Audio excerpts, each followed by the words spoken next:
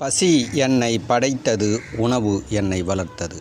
பசி உணவு மகேந்திரன், இல்லை அப்படின்றால் மூலிகை மகேந்திரன் அழைப்பாங்க. பதிவு நாள் 3 ஜூலை 2026. மழை நீரில் விளைந்த காட்டில் எடுக்கப்பட்ட ஓரிதழ் தாமரை. இதை காட்டு மூலிகைன்னு சொல்லலாம், நாட்டு மூலிகைன்னு சொல்லலாம். உங்களுக்கு ஒரு சந்தேகம் வரும், ஐயா இது நாங்கள் ஐயா காட்டு நாட்டு அப்படின்னு. காட்டு மூலிகைன்னா நாங்கள் எப்படி புரிஞ்சுக்கிறதுனா, மனிதர்கள் பயிர் வைக்கக்கூடாது. சித்தர்கள் கொடுத்தது 2000 வருஷத்துக்கு முன்னாடிலாம் மனிதர்கள் பயிர் வைக்கல. காட்டில் அங்கங்கே ஒன்று முளைச்சின்னு இருக்கும்.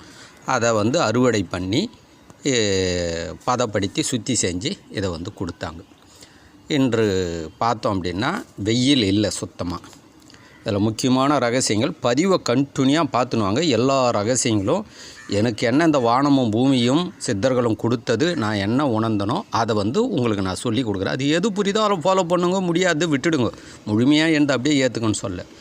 அப்போது காட்டு மூலிகை நாட்டு மூலிகைன்றது என்னென்னா, மனிதர்கள் பயிர் வைக்கக்கூடாது. இது வெறும் மழை நீர், பனி நீர், காற்று நீர் தான் குடிச்சிட்டு வாழும். காட்டில் எடுக்கிறது அவ்வளோ ஊட்டச்சத்து இருக்கும். அது புரியுதுங்களா?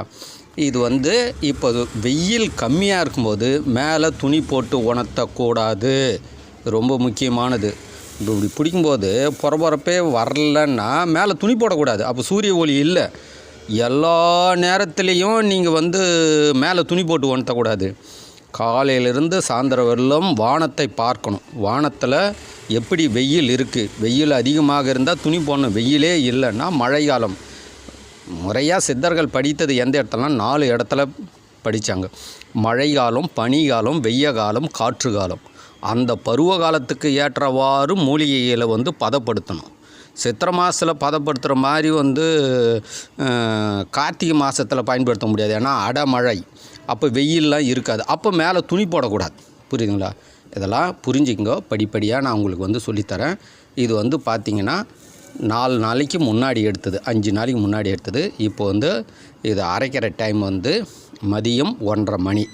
இது எப்படிலாம் நாங்கள் பதப்படுத்துகிறோன்றதெல்லாம் நாங்கள் கண்டினியூவாக நாங்கள் காட்டுறோம். இதனுடைய விதைகள்லாம் எப்படி இதெல்லாம் பார்த்துக்கோங்க. இப்போ அரைக்கிறோம். இது வேகமாக சேல்ஸ் ஆகிடும். வேணுன்றவங்க முன்னாடியே முன்பதிவு பண்ணணும். இந்த மூலிகைலாம் கிடைக்காது உங்களுக்கு. நான் இல்லைன்ட்டேன்னா நீங்கள் ஹைப்ரிட் தான் வாங்கணும். புரியுங்களா? மூலிகை பண்ணையில் பயிர் வைக்கிறது. புரியுங்களா? அதில் சத்து இல்லையானா இருக்குது, கம்மியாக இருக்குது. இதை தான் நீங்கள் புரிஞ்சுக்கணும். இது